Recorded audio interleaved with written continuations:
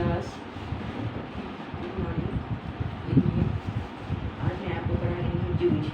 जूझ कहानी चल रही थी जूझ। तो जूझ कहानी में कहते हैं कि कविता के प्रति लगाव से पहले और उसके बाद अकेलेपन के प्रति लेखक की धारणा में क्या बदलाव आया। तो कहते हैं कविता के प्रति लगाव से पहले और उसके बाद लेखक की धारणा के विषय में लेखक स्वयं ही कहता है कि कविताओं के साथ खेलते हुए मुझे दो बड़ी शक्तियाँ प्राप्त हुई। पहले ढोल चलाते हुए, फिर पानी लगाते हुए और दूसरे काम करते हुए पहले मुझे जो था अकेलापन जो था बहुत खटकता था। लेकिन उसके बाद में क्या हुआ? उसके बाद में जब उसे कविता के प्रति लगाव उत्पन्न हो गया, किसी के साथ बोलते हुए, गपशप करते हुए, हंसी मजाक करते हुए काम करना बहुत अच्छा लगता था कि मतलब हमेशा कोई ना कोई हमारे साथ होना ही चाहिए। पर ऐसा लगता था कि अकेलेपन से अब ऐसा प्रतीत होता है कि अकेलेपन से कोई भी ऊब नहीं होती है। मैं अपने आप में से खेलने लगा। उल्टा आपको ऐसा लगने लगा कि जितना मैं अकेला रहूं उतना ही अच्छा। उसके कारण कविता में ऊंची आवाज़ में भी गाई जा सकती है और अकेले बैठ करके उसका अभिनय भी किया जा सकता है। कविता गाते गाते थोड़ी करके नाचा भी जा सकता है। मतलब जब व्यक्ति अकेला होता है तो अपने मन से गीत गाता है, अपने मन की आवाज़ निकालता है, अपने हिसाब से नाचता है, अपने हिसाब से उसका अभिनय करता है। तो जो उसके मास्टर साहब जो उसको किया करते थे उसी के हिसाब से वो करता है। तो वो मैंने अनेक कविताओं को अपने खुद की चाल में गाना शुरू कर दिया। तो कहते हैं कि मतलब क्या बदलाव आया, अकेलेपन के प्रति लेखक की धारणा में क्या बदलाव आया। समझ लीजिएगा, इंपॉर्टेंट क्वेश्चन है, आप इसको जरूर ध्यान दीजिएगा। ठीक है।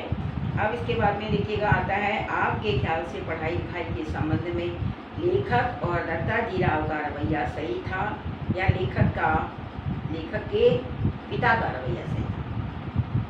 तो कहते हैं हमारे विचार से पढ़ाई लिखाई के हिसाब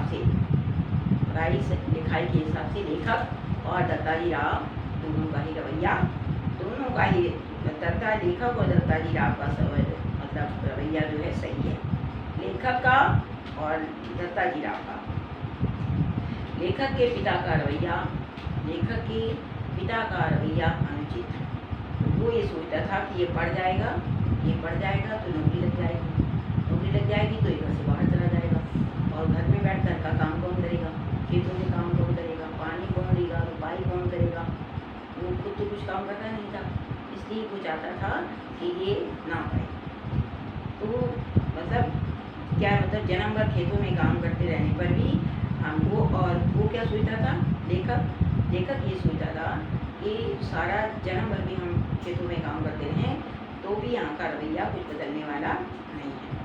लेकिन दत्ताजी राव का रवैया भी सही है। उन्होंने लेखक के पिता को धमकाया और लेखक को धमकाया और उसको पाठशाला भिजवा दिया तथा उनसे ये कहा कि तुझे पाठशाला में तेरा बाप रोके तो तू मेरे पास आ जाना, मैं तुझे पढ़ाऊँगा। लेखक के पिता का पढ़ने लिखने के बारे में ये रवैया कि तेरे ऊपर पढ़ने का बहुत सवाल है, मुझे मालूम है कि तू बरिस्टर होने वाला नहीं है, एकदम अनुचित है।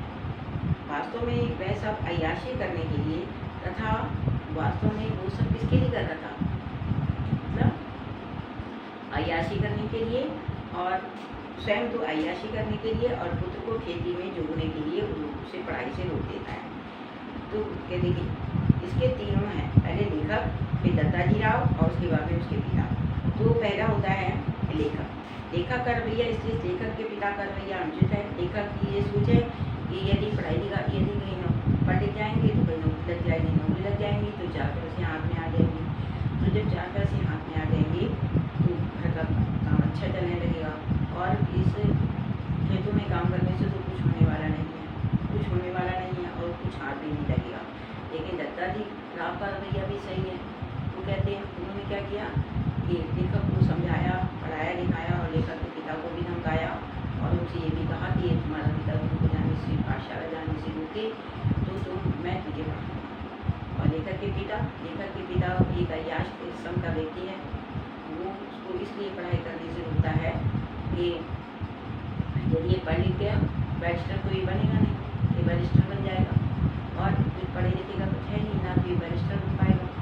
और क्या है, और वो खुद अय्याश टाइप का आदमी है। वो सोचता है मेरी अय्याशी करने में रोक लग जाएगी और उसको खेती बाड़ी में झोंकना चाहता है। उसको खेती बाड़ी में झोंकने के लिए वह उसे इस पढ़ाई से रोकता है। ठीक है, अब देखिए लिखा है दत्ताजीराव से पिता पर दबाव डलवाने के लिए लेखक और उसकी माँ को एक झूठ का सहारा लेना था। और यदि झूठ का सहारा ना लेना पड़ता तो आगे का घटनाक्रम क्या होता, अनुमान लगाइए।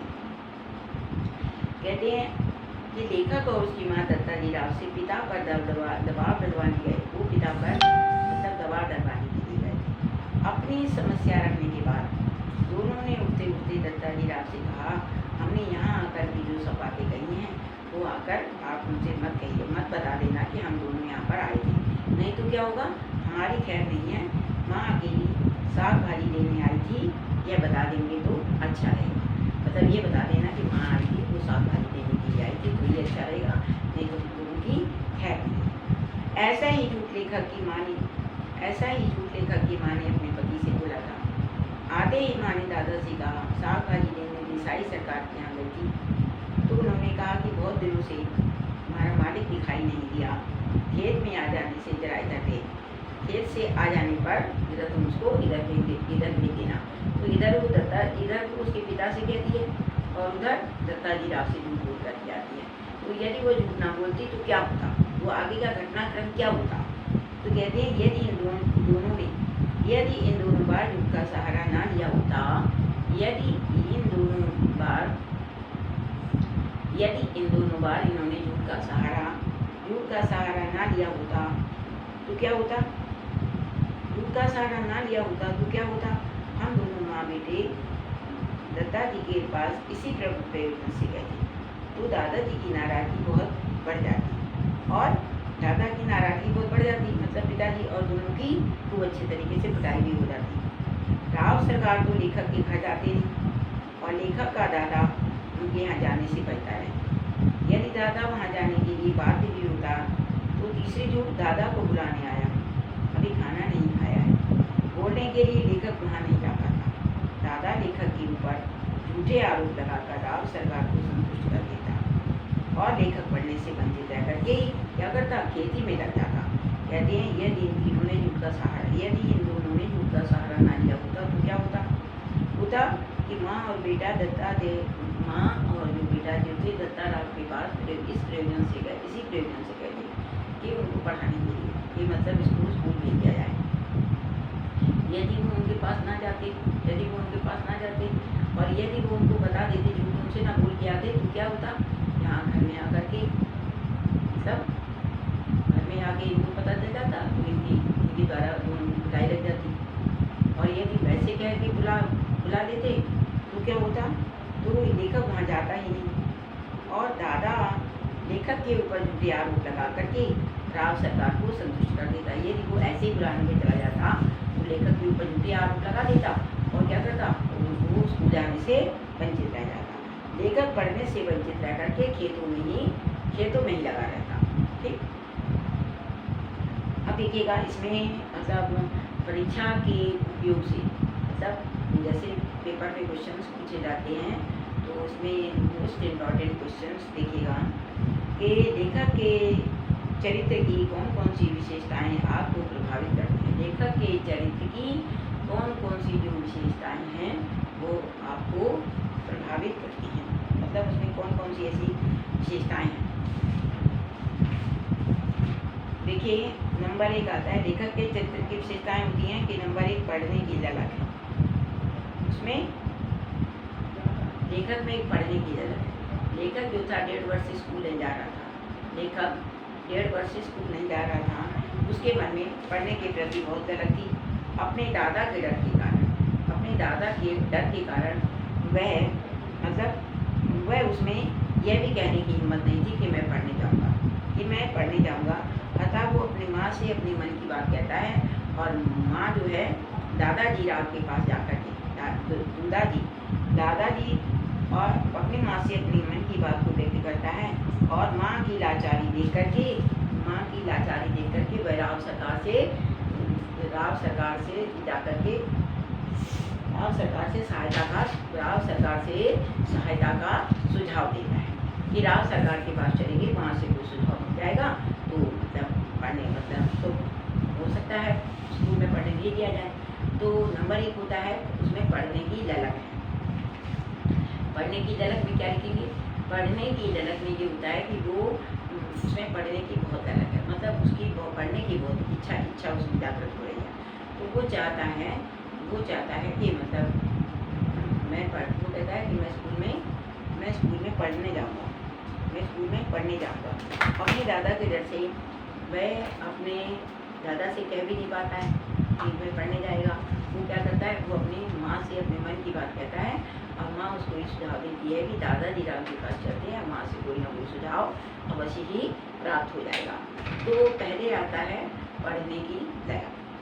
नंबर 2 आता है दूरदर्शी। लेखक क्या है? लेखक दूरदर्शी है। वो ये सोचता है कि वो कहते हैं कि जहाँ तक वह जानता है वह राव सरकार की आदेश का पालन दादा को करना ही पड़ेगा।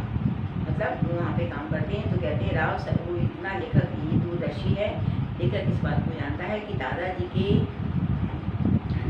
मतलब राव जी सरकार की आदेश का पालन दादा को करना ही पड़ेगा। और वह ये भी जानता है कि राव सरकार से जो दबाव है किसने डलवाया है? उसके मतलब उसने वो माँ और बेटे ने डलवाया ये जान करके कि दादा क्रोधित होकर के दादा को यदि बोल दिया तो दादा भी होते हैं क्रोधित होकर के उसका खेल बिगाड़ देंगे और झूठ के जो सहारा लेता है वह प्रस्ताव स्वयं करता है। छोटा सा बालक ये भी जानता है कि पढ़ने से नौकरी मिल सकती है अथवा कोई धंधा या कारोबार किया जा सकता है। ठीक है, नंबर 1 होता है पढ़ने की ललक। नंबर 2 होता है क्या? लेखक के चरित्र की विशेषताएं। नंबर 1 होता है पढ़ने की ललक। नंबर 2 में आता है कि दूरदर्शी है। लेखक दूरदर्शी है। लेखक मतलब जानता है कि किसी से कुछ होने वाला नहीं है, तो वो मतलब माँ को ले जा करके दादाजी राव सरकार से दादा पर मतलब दबाव डलवाता है। और वो ये भी जानता है कि राव सरकार के आदेश का पालन दादा को करना ही पड़ेगा। इसलिए वह झूठ का सहारा लेता है और क्या करता है कि वो ये भी जानता है कि यदि हम पढ़ेंगे तो पढ़ने से नौकरी मिल जाएगी और नौकरी मिल जाएगा तो कोई काम धंधा भी प्राप्त हो जाएगा। ठीक, नंबर 2 आता है नंबर 1 पढ़ने में ललक। नंबर 2 होता है दूरदर्शी। नंबर 3 आता है कठोर परिश्रमी है। लेखक क्या है? लेखक बहुत कठोर परिश्रमी है। लेखक जब राव साहब से जब लेखक के पिता वहाँ से होकर के आते हैं, पढ़ाई पर जब उस पर दबाव डलवाया जाता है तो वो कहता है कि मैं तुम्हें पढ़ने भेज दूँगा, लेकिन क्या करेंगी आप? मैं तो मेरी एक शर्त मानूंगी। तो वो कहता है खेतों पर काम करने जाऊँगा। खेतों पर वह काम भी करता है। कहते हैं कठोर परिश्रमी है। बस प्रायः सवेरे प्रातः उठ करके खेतों पर चला जाता है। 11 बजे तक खेत का काम करता है। खेतों में काम करने के बाद भी वह पाठशाला जाता है और पाठशाला से लौट करके बस्ता घर रख करके वह ढोर चराने चला जाता है। यह छोटा सा बालक पूरा सारा दिन काम में लगा रहता है। मतलब क्या है? कठोर परिश्रमी है। वह बालक जो है लेखक जो है कठोर परिश्रमी है। वह प्रातः उठ करके खेतों में पानी देने चला जाता है, वहाँ जा करके काम करता है और उसके बाद वो पाठशाला जाता है। पाठशाला से 11 बजे जब वापस आता है तो घर आकर के बाद बस्ता रखता है। बस्ता रखने के बाद में वह ढोर चराने चला जाता है। इस प्रकार से वह बालक सारा दिन क्या करता है? सारा दिन वह खेतों में सारा दिन वो मतलब कार्य ही करता रहता है। तो नंबर 1 पहला क्या आता है? पढ़ने की ललक। नंबर 2 आता है दूरदर्शी और नंबर 3 आता है कठोर परिश्रमी और लगनशील।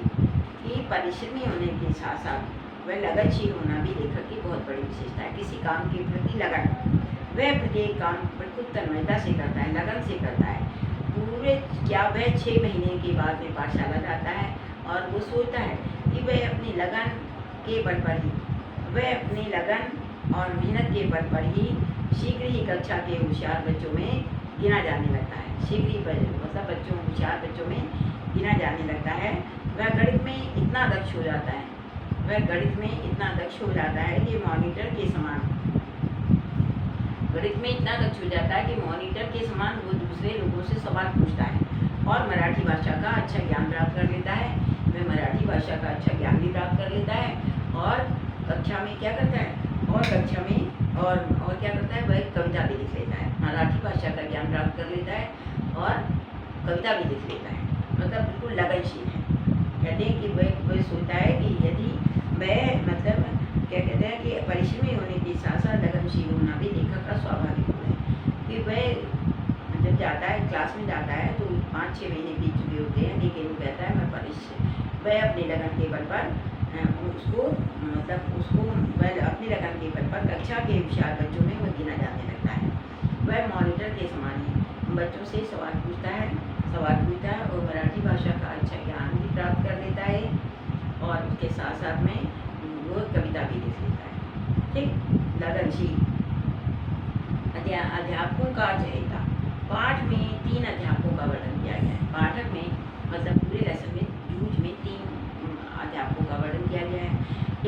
2 अध्यापक इस बालक से प्रभावित हैं। 2 अध्यापक जो है इस बालक से बहुत प्रभावित होते हैं।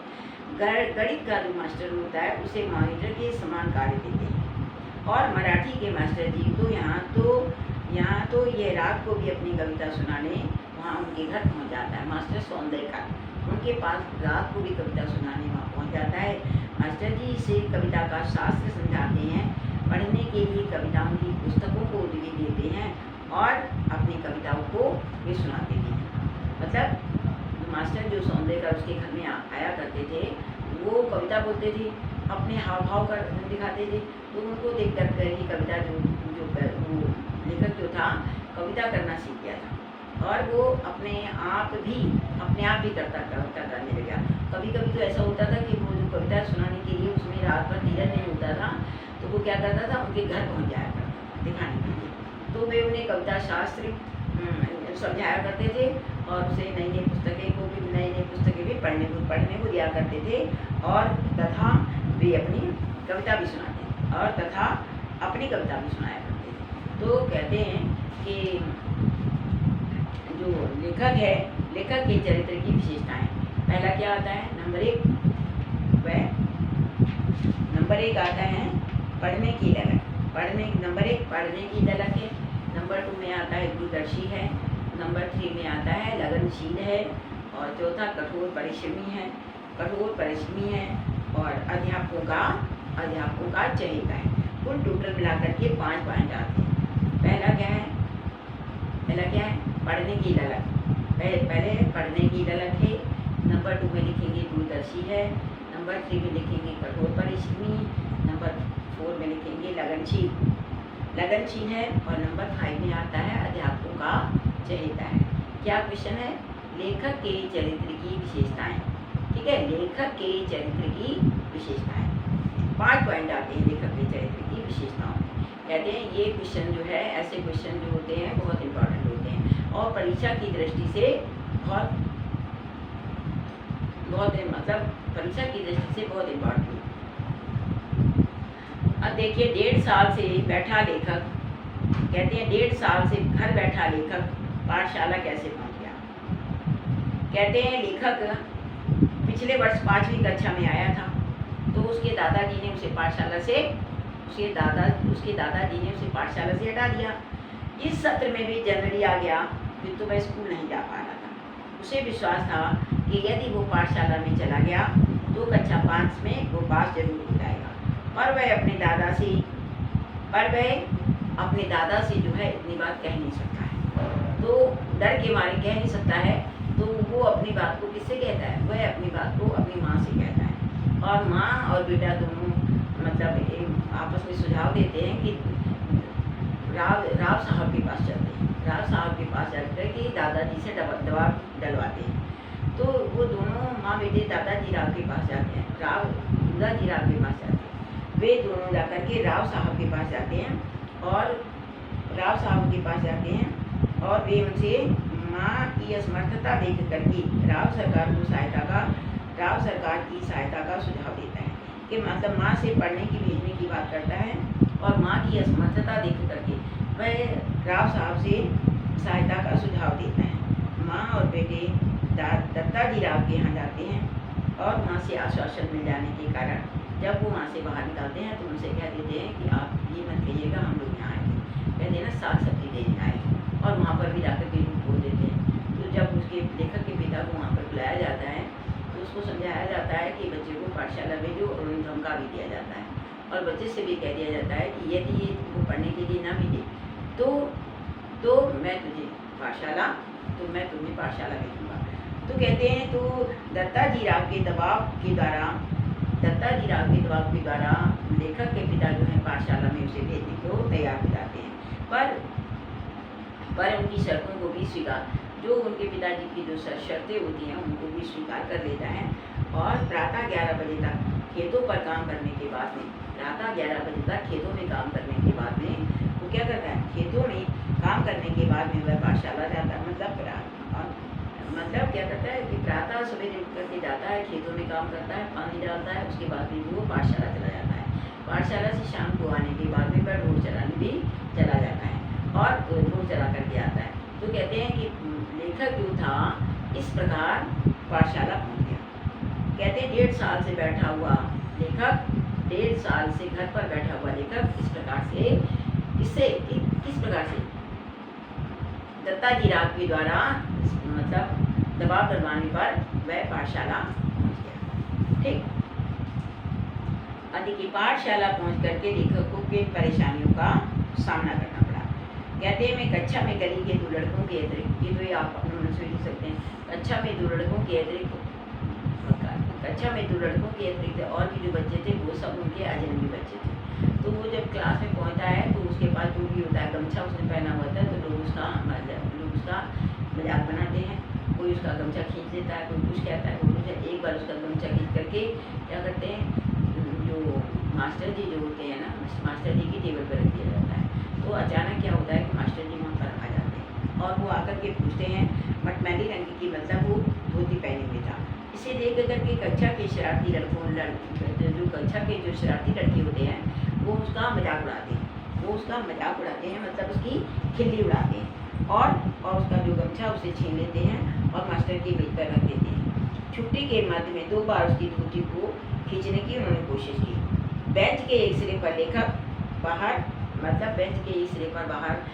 जो था बाहर अपरिचित रूप से बैठा हुआ था। घर लौटते समय लेखक बहुत मतलब सोच विचार कर रहा था कि मेरी यहाँ पर सब लोग खिल्ली उड़ाते हैं।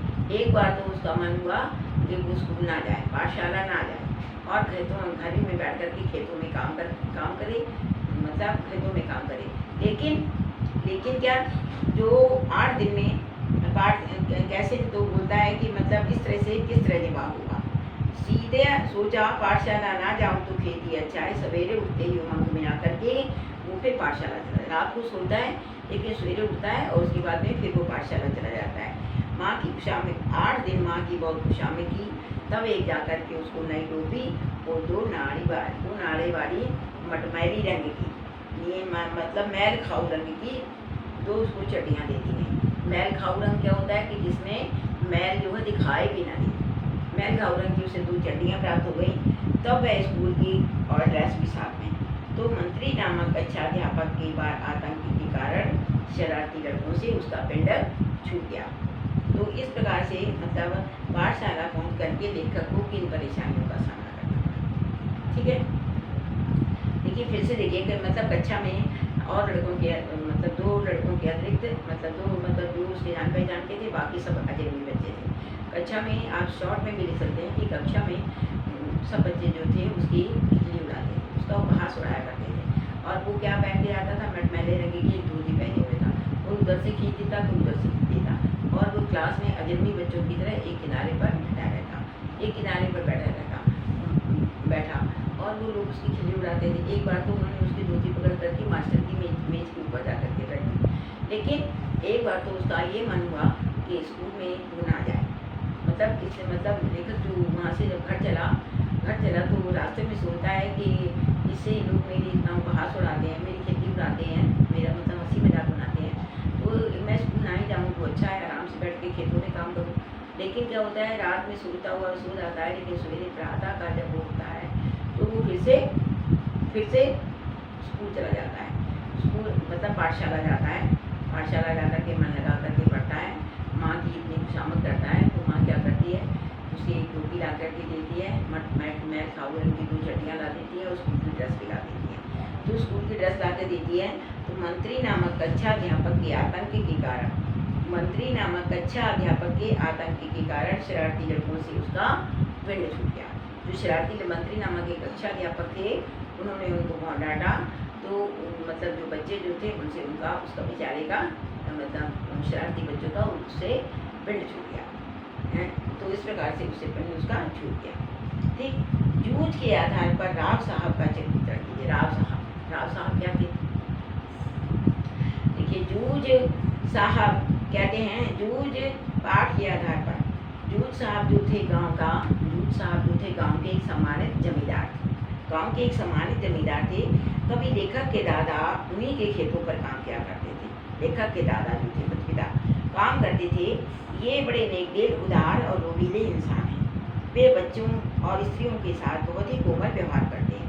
वे पर दुख कातर हैं, मतलब वे दूसरों का दुख समझते हैं। वे सहायता मांगने आए व्यक्ति की बात पूरी सहानुभूति से सुनते हैं और यथासंभव उनकी सहायता भी करते हैं। लेखक उनकी इसी विशेषता को जानता है और तभी वो माँ को लेकर के उनके पास चला जाता है। और उसकी माँ ने राव साहब को जब अपनी पीड़ा बताई तो सारी बात सुनते ही राव साहब जो थे वो पिघल जाते हैं और वे तत्काल निर्णय लेते हैं और लेखक के दादा को खरी खोटी सुना करके कि उसे सीधे रास्ते पर लाएंगे और लेखक को जरूर पढ़ाएंगे। तो राव साहब साम दाम दंड भेद सभी तरीकों से अपनी बात मनवाना जानते हैं। राव साहब जो थे कि साम दाम दंड भेद चारों तरीके से वे अपनी बात को मनवाना जानते हैं। और उन्होंने पहले लेखक के दादा को अपने पास बुलाया, उनका हालचाल पूछा। जब ये बात खुलकर के सामने आई कि दादा सचमुच अपने बच्चे को ना पढ़ा करते, अपने बच्चे को पढ़ाना नहीं चाहते, तब उन्होंने उसे बहुत ही खरी खोटी सुनाई, मतलब उस बात पर ले गए और उन्होंने उसको बहुत ही खरी खोटी सुनाई।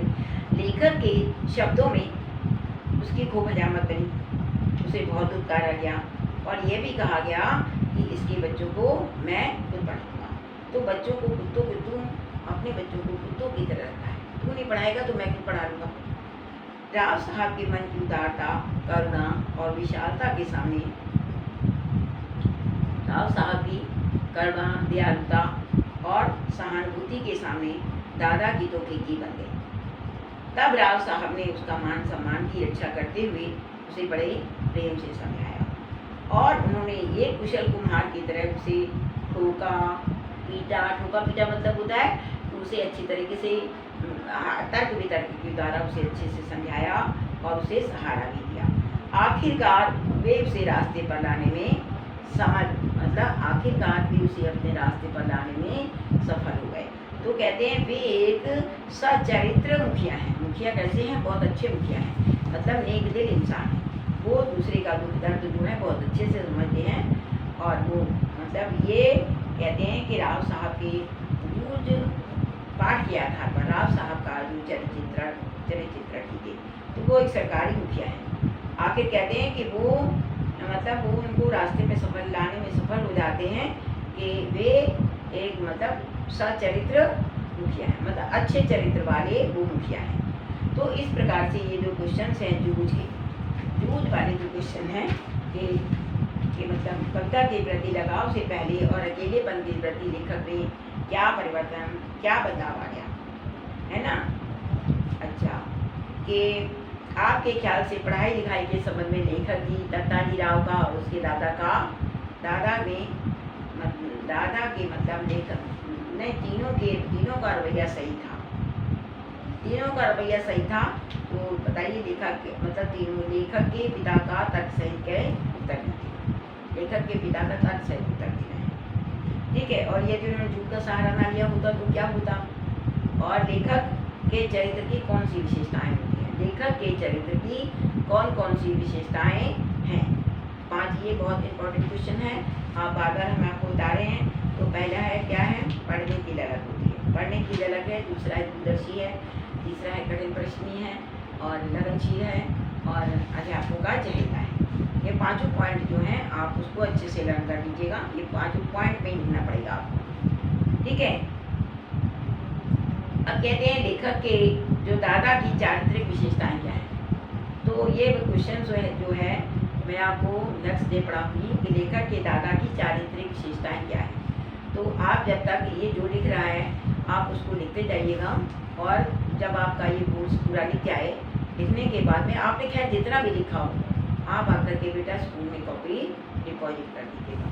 इससे क्या आपकी कॉपी चेक हो जाए, कम से कम साथ में चेक होती रहेगी तो आपको समझ में आता रहेगा क्या है क्या नहीं। और एक ध्यान रखिएगा कि जो मैंने बताया है कि सारा संसार फैशन का दीवाना है, ठीक है ना। पर उचित खान पान मतलब दूषित खान पान, वो मुताबत है ना। और ये इस टाइप के जो आलेख और फीचर हैं आप इनको अच्छे से तैयार कर लीजिएगा, ठीक है। अच्छे से तैयार कर लीजिए बेटा, ठीक है। Okay bye.